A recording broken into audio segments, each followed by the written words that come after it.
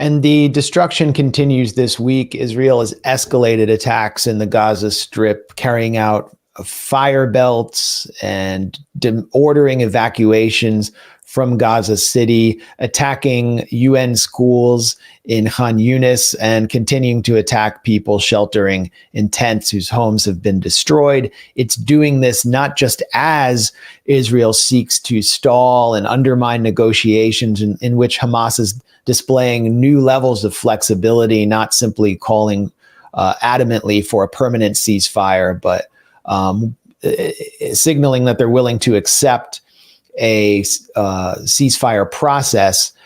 Israel is doing this in order to twist the arm of Hamas, and they're doing so.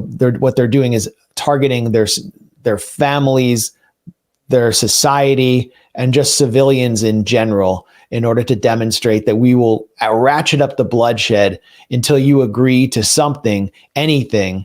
The U.S. is also green lighting the Israeli position as Israel's lawyer. And this is what happened this past week in the Abbasan neighborhood of Khan Yunis at a United Nations school. One of the more shocking videos I've seen of Israeli terror against the civilian population in Gaza, something that kind of is we've become so accustomed to, that the digital collateral murder video that WikiLeaks and Julian Assange released exposing U.S. terror in Iraq actually comes to look kind of mundane.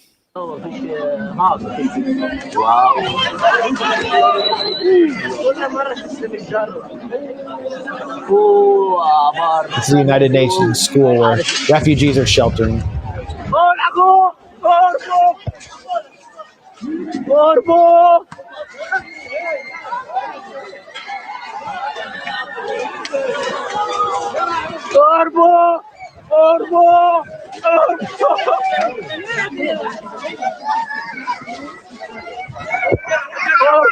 تم استهداف العودة.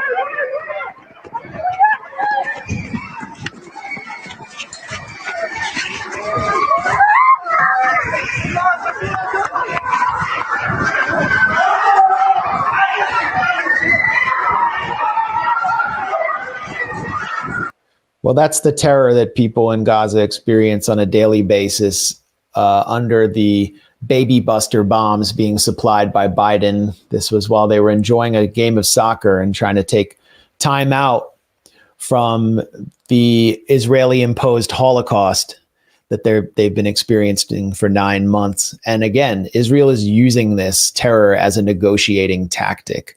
And we're hearing more about the aftermath of Israel's latest terror rampage. This is from Noor Odeh, who is in the West Bank. Absolutely horrific stories emerging from Gaza City after Israeli troops withdrew from some neighborhoods in the western part of the city. Entire families killed, some burned and charred beyond recognition, decaying bodies of people who were trying to escape strewn on the streets.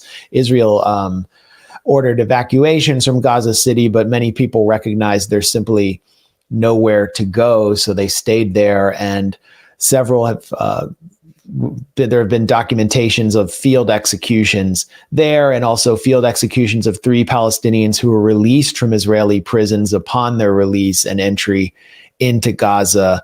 There was also a report of 16 humanitarian workers who were seeking to relocate and were deliberately targeted in an Israeli drone strike.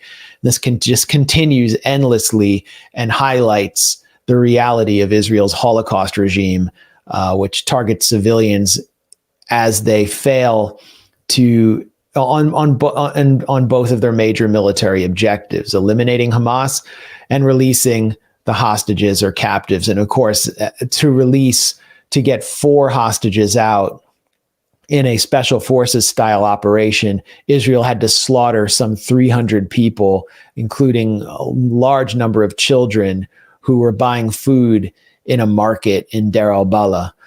So the Holocaust continues. And whatever you're doing now is what you would have done during the Holocaust of the 20th century.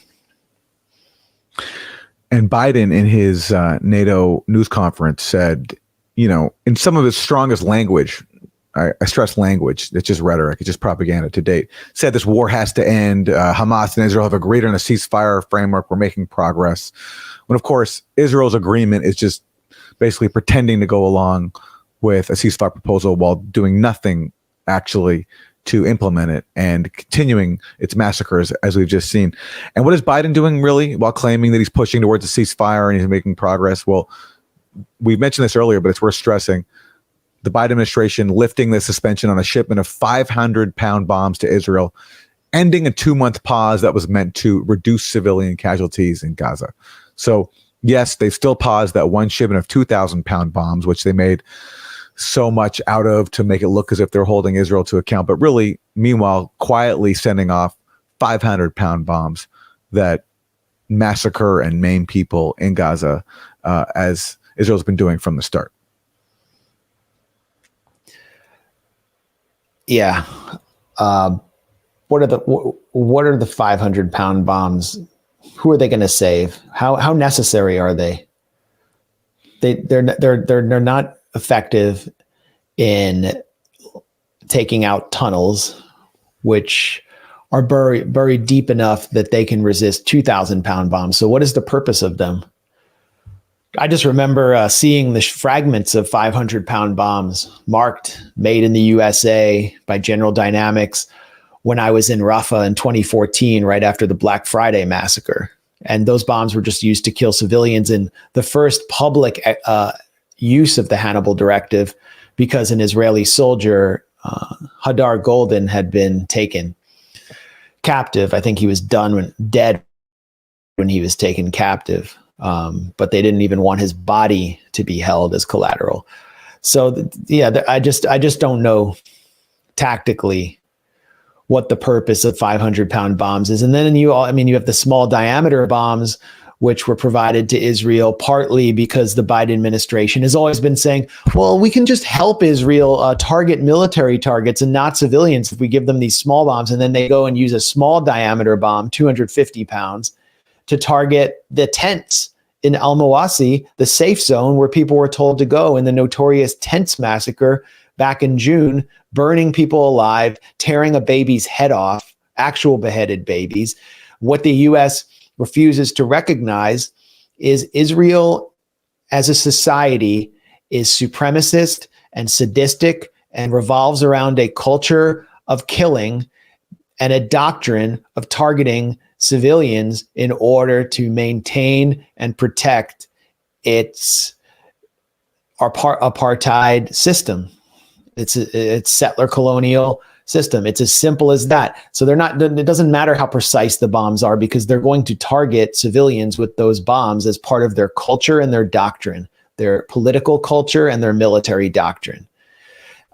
No one will acknowledge that in U.S. foreign policy circles, at least in U.S. in the Biden administration's foreign policy circles. Or maybe they do acknowledge it and they support it because they're that sick.